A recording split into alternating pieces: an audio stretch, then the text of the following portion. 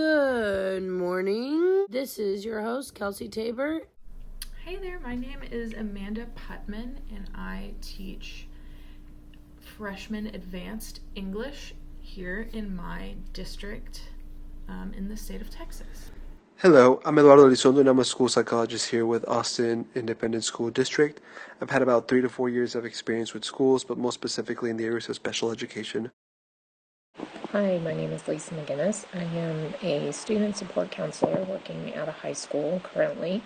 I have 33 years of education experience. Most of that was in elementary. I worked with as a teacher and then as an elementary school counselor for many years. I also worked as a middle school counselor, and then the last 3 years I've been a mental health counselor using my LPC to work in a high school. Let's be critical, where we talk about the things that matter from our perspective without limits. Today, we're going to talk about how curriculum plays a part in the psychological health of students. And I'm going to get a few different perspectives from some individuals that I have had the pleasure of getting to know throughout my years of life, from school counselors to special needs teachers to academic coaches and even classroom teachers. And they're going to specifically talk about those years between 7th grade to 12th grade. And so we begin. So I'm going to let you in on the questions that I specifically asked the people that I interviewed. And just to preface it, I did ask that they respond to every question that they could. However, if they felt more drawn to a specific set of questions or a specific question and they wanted to inform me of their opinion on it further than what the question implied, they could very well do that. How does the current secondary school curriculum address the psychological well-being and mental health of students? Sadly, my answer would be I don't really think that it does. I feel like the curriculum is content. That's the way that I look at it, and I don't know that the content is accurately or adequately reflecting the mental health of our high schoolers right now, especially after the pandemic. I started in the position that I'm in during COVID, or the year after we had shut down for COVID. So my first year was spent with partially being online. The students, we were all there, but the students, some of them were online, some of them were there. It was a mess, curriculum and otherwise. But I don't know that the curriculum has changed in any way to recognize where students are now. So again, I feel like teachers and those creating curriculum know the content, but I'm not sure that it's really reflecting what's currently going on in our classrooms at the secondary level. So the current curriculum addresses the students' psychological well-being by providing multiple avenues and ways to take certain classes. This takes into account the differences in academic levels as well as needs for accommodation. In your experience, what psychological challenges do students commonly face due to the secondary school curriculum? As far as psychological challenges that are being faced, as I mentioned, the pandemic has changed things for everyone, but especially I think for students. The levels of anxiety, the difficulties with expectations, just what would have been very typical expectations prior to COVID, have become really overwhelming for some students to deal with. And I don't think that we are really addressing that. But just in a general sense, and this is partially from my experience, but also partially from my experience as a parent, I think there's a huge gap in secondary curriculum because the push, and I know it comes from the state. I'm very aware. I teach classes for A&M San Antonio in school counseling and what the expectations are from TEA. So I know where this is coming from, but the expectation of the state is that really every student is going to college or should go to college or should have the opportunity to go to college. And while I agree that students should have the opportunity, I've also seen that college is not for everyone. And because of that, some of the prep that we do in high school is not for everyone. Are there any specific aspects of the curriculum that you believe have a significant impact on students' psychological well-being? If so, what are they and why? Something unique about our district's curriculum for English is that rather than doing lots of quizzes and tests, we have a project-based assessment at the end of each unit. So we have 4 units in a year, 4 project-based assessments or PBAs, and the goal is for them to sort of create a product that demonstrates the skills they've practiced in the unit. And more specifically, to demonstrate that they have mastered those skills that they have practiced in the unit. Have you observed any changes in students' behavior or emotional well-being as a result of the curriculum? If yes, could you provide some examples? Our students are already at an advantage psychologically because they're less likely to feel that what they're doing is busy work that doesn't lead up to anything or prepare them for anything. Are there any aspects of the curriculum that you feel could be improved to better support students' psychological well-being? How does the curriculum accommodate students with diverse psychological needs or learning styles? So the question about how does the curriculum accommodate students with different learning styles, I think the answer is it doesn't. I think teachers accommodate to different learning styles, and I think students are honestly successful or not successful a lot of times depending on the teacher that they have, not really based on the curriculum that's being presented. Two teachers can present curriculum in completely different ways to help students be successful and some not.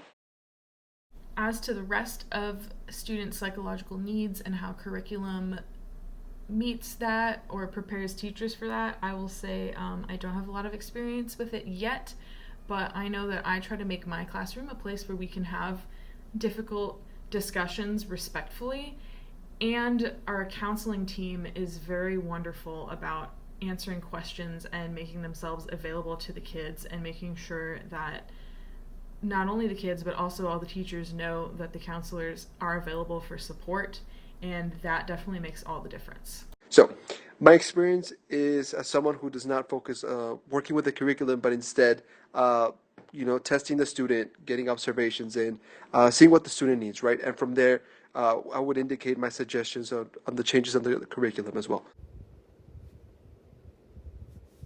What strategies or initiatives does your school employ to promote positive mental health and well-being among students within the context of the curriculum? Many students have emotional, behavioral, and intellectual difficulties that by law we have to address and work with. A curriculum is not one size fits all, even though this is kind of the standard for the greater population of students. Are there any specific subjects or teaching methods within the curriculum that you believe positively or negatively impact students' psychological well-being? Can you elaborate on those? 3 out of our 4 units for freshman English use this student choice model, and it's only our 4th unit where the teacher has to choose either a Shakespearean text or the Odyssey as the sort of anchor text for the unit, where we remove that choice model just because it's still English class and there's still certain points we have to hit. But overall, I would say giving students as much choice as possible where it's appropriate helps them take more ownership and accountability of their learning process. Because now it's not about, hey everyone, we're all going to trudge through the same book with the same really difficult syntax at the same rate, which doesn't work because students have whether they have learning disabilities or whether they have certain advantages because they're more advanced, they're not all going to read and do things at the same pace. So if we remove that from the equation and we say instead, hey, pick a book that fits a specific category or that fits the theme of this unit, and then get ready to discuss in groups on the following class days, and then we all need to be done with our books by this day. There's still a due date, there's still accountability, but they get to sort of be independent and take control. And that can be scary sometimes, especially for freshmen who haven't had to do as much legwork usually at this point in their academic career. But this is also where they learn the most about things like time management and pacing themselves, and maybe how to pick the right book. You know, maybe they pick something short because they think it'll be easier, and then they realize they don't have as much to work with. Or maybe they pick something long because they're very academic and they want to show off, and then they realize that they can't pace themselves very well with a big long book. It's different for every child, but that's what makes it so great.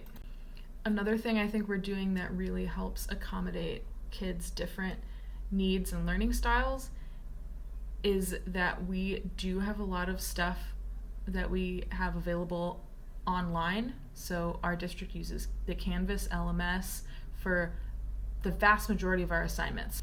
However, we do still make many things available on paper and printed, so kids with various learning needs can sort of complete the work however works best for them. So as you might imagine, most kids elect to just turn things in online because it's easier, it's fun to be on the computer, right? And of course, as many of us know from doing it ourselves, they do like to procrastinate at times, and being able to turn something in at the last second while they're sitting on the couch eating Cheetos or whatever is a lot easier than having to bring a piece of paper to class. But I have had students who ask me if they can and choose to do things on paper because they focus better that way, or they are more inspired, or whatever the reason may be. Sometimes it has to do with learning styles, and sometimes it's just a preference, but having both options available to students kind of helps them figure out what works best for them without also putting them. So what I see happening is students are just kind of pushed through, or they, are doing the bare minimum, but the learning really isn't there. But we were talking about psychological effects. So what does that do? Well, I think it creates a situation where students feel like they're not successful. And again, the lack of opportunity for students to look at trades or vocations, or, just there are a lot of career opportunities now that don't require college necessarily in order to be successful. And there's just not a lot of talk about that. Are there any additional resources or support systems in place to address the psychological needs of students who may be struggling due to the curriculum? So the population of students I work with mostly work with variations and modified curriculums. Some might be in co-teach, some might be behind multiple grade levels, and might need some special education classes to catch up or to keep up. Some are not able to learn in general classrooms, for example, behavior classrooms, life skills classrooms, or even working from home, right? Other ways to address this is by providing multiple breaks, minimizing classroom sizes, or even reducing the school day for the student only to take the core classes. I think the most positive aspect of our curriculum, aside from the PBAs, would have to be the fact that as much as possible, we believe in students having a choice over what it is they're going to read. So whether it's literature circles where we have a list of about 8 to 10 texts that they can choose from, which have varying levels of difficulty, or whether it's a unit where their reading is completely independent and they don't have to choose from a list so long as it's something their parents have signed off on them reading. This gives them way more accountability and way more opportunities to get interested in their learning because they get to choose what it is that they're reading. I know a lot of adults reflect on high school English, and usually someone will crack a joke about a book that they were totally supposed to read but they totally didn't read because it was boring, or they didn't have time, or they just weren't interested in the subject matter. We have students that really, really are very supported at the elementary level, and I'm talking academically now, that may struggle, but they have a lot of support at the elementary level. That wanes off somewhat in middle school, and then the academic support available for them in high school. And I'm talking about, yes, students that have, learning disabilities, special education students, 504 students, but also just students that, struggle with a particular subject.